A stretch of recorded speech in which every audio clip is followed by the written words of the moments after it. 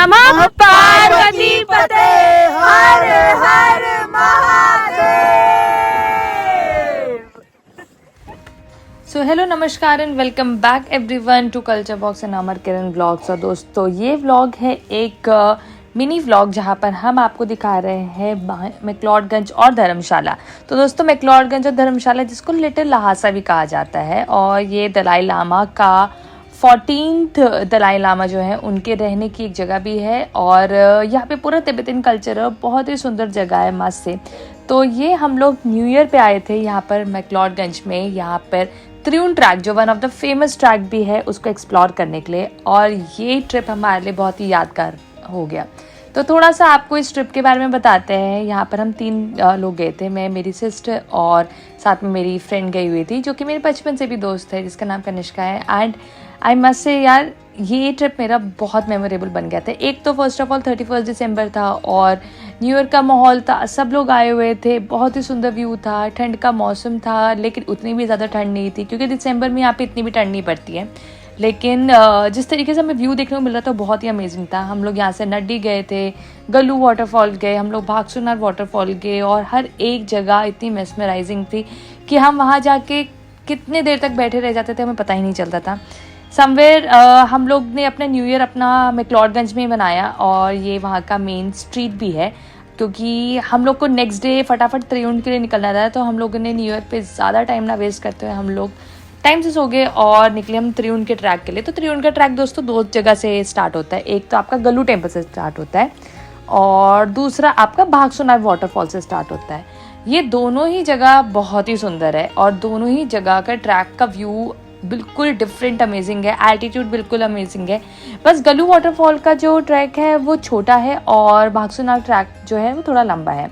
तो सबसे पहले त्रिउन ट्रैक स्टार्ट करने से पहले हमने गल्लू देवी के हमने दर्शन करे और फिर हमने अपना त्रिउन ट्रैक स्टार्ट करा, जहाँ पे एक छोटा सा क्यूट से सेल्फी पॉइंट भी बना हुआ है। और ये सबसे अच्छी बात है गल्लू देवी के यहाँ से जाने के लिए कि ये ट्रैक बिल्कुल अच्छे से वेल कंस्ट्रक्टेड है, प्रोटेक्शन काफ़ी अच्छी है यहाँ पे। एंड जगह जगह पे आपको फॉरेस्ट रिजर्व के लोग भी मिल जाएंगे। तो सबसे पहले आपको टिकट लेनी पड़ती है जो कि 100 रुपये पर पर्सन के हिसाब से, अगर आप 1 डे में आ रहे हैं, और अगर आप नेक्स्ट डे आ रहे हैं तो 150 रुपये आपको लगना चाहिए होगा वहाँ पे टिकट के लिए।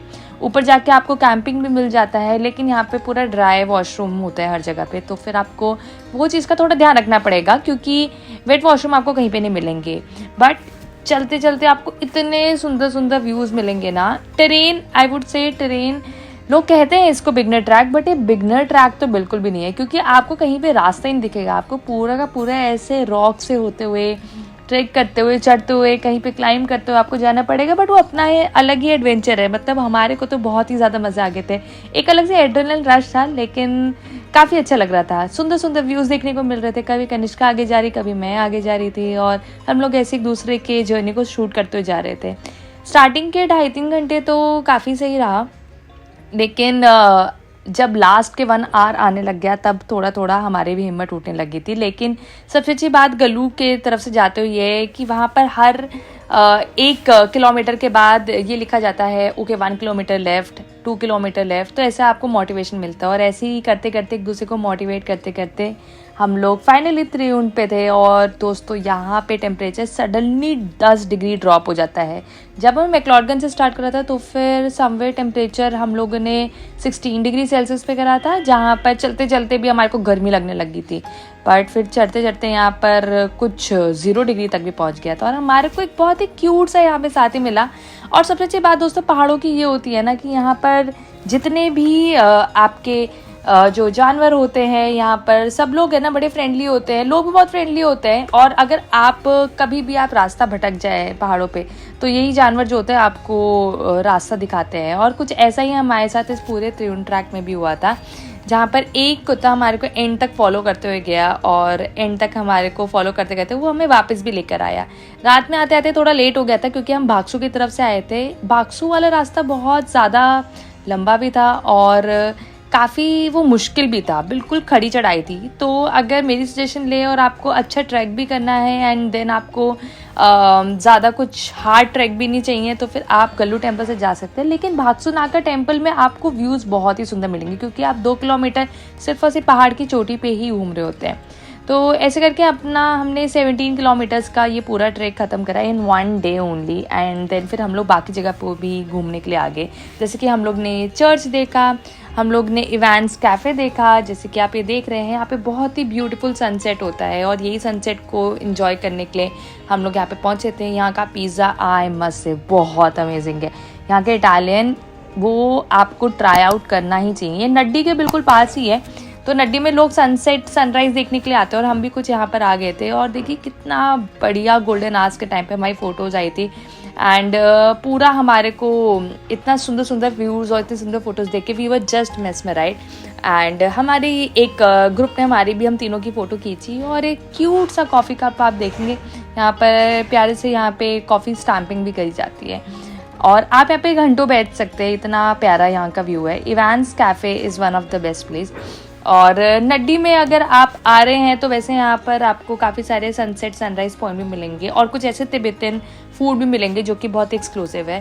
साथ ही कुछ रोडोडेंड्रॉन के हमारे को फ्लावर्स भी दिख रहे हैं। तो फिर हिमाचल है तो रोडोडेंड्रॉन के फ्लावर्स तो हर जगह आपको मिलेंगे और उसकी वाइन भी मिलती है जो कि बिल्कुल ऑथेंटिक वाइन होती है, तो आप वो भी ट्राई कर सकते हैं। ज़्यादा अल्कोहल नहीं होता but you can try it out for sure. और ये कुछ हमने सुंदर सुंदर फ़ोटोज़ खिंचवाई। वैसे दोस्तों ठंड तो बहुत ही लग रही थी बट क्या करें, फ़ोटोज़ खिंचवाना भी बहुत ज़रूरी है क्योंकि कहीं ना कहीं पे तो उन सारे मेमोरीज़ को कैद तो करके जाना ही है। और बाद में आप देखेंगे तो फिर हमारे को ये सारी मेमोरीज़ को देखते हुए ही काफ़ी अच्छा लगता है कि कैसे कैसे ट्रैक और टेरेन से हम लोग गए थे और बहुत ही सुंदर सेल्फी पॉइंट बना रखा है। आई मीन पहले से भागसुरनाग जाने का ही रास्ता हुआ करता था बट ये गल्लू टेम्पल का जो रास्ता बनाया है ये शॉर्टकट भी है, अच्छा भी है, पूरे फॉरेस्ट होते हुए जाता है। एंड जो काफ़ी लोग गिर जाते थे चलते चलते क्योंकि बिल्कुल सीधी खड़ी चढ़ाई होती थी, वो यहाँ पर नहीं है। और हमने ऐसे कुछ स्टाइल मारते हुए फ़ोटोज़ खिंचवाई और थोड़ा आगे चले और वहाँ पे सीन देखे। और अगर आप पहाड़ों पे आ रहे हो तो ऑफकोर्स पहाड़ों की मैगी तो बहुत मस्त है, तो हमने एक पहाड़ों की मैगी खाई विद दिस व्यू। और दोस्तों कुछ ऐसी बातें नहीं त्रिउंड ट्रैक में कि वहाँ जाके यू ऑलवेज चैलेंज योरसेल्फ, तो आपको काफ़ी सारे लोग मिलते हैं, काफ़ी सारे दोस्त मिलते हैं। जैसे हमारे को ये कपल मिला था वहीं पे रात में वो ट्रेकिंग करते करते और हम इन्हीं के साथ आए और हमारे को आते आते काफ़ी टाइम हो गया था, 6-7 बज गए, तो डर भी लग रहा था। बट अगर अच्छे लोगों का साथ होता है और अगर अच्छा ग्रुप बन जाता है तो आपका जो पूरा ट्रिप जो होता है वो बहुत अमेजिंग हो जाता है। आते वक्त हमारे को एक ग्रुप ऑफ लोग मिले जो कि मध्य प्रदेश और भोपाल से थे। एंड उनके साथ आते आते हमारे को पता ही नहीं चला कि कैसे हम लोग ने 6 घंटे कंटिन्यूसली ट्रेक करा था। और कहीं ना कहीं पे ऐसी बॉन्डिंग्स भी बन जाती है। जहाँ पर हम लोगों ने वहाँ बैठे काफ़ी सारी गपशप लड़ाई और नेक्स्ट ट्रिप की भी हम लोगों ने वहीं पे बैठे बैठे प्लानिंग कर ली थी। और दोस्तों के साथ तो दोस्तों हर एक ट्रिप आपको बहुत अमेजिंग लगता ही है।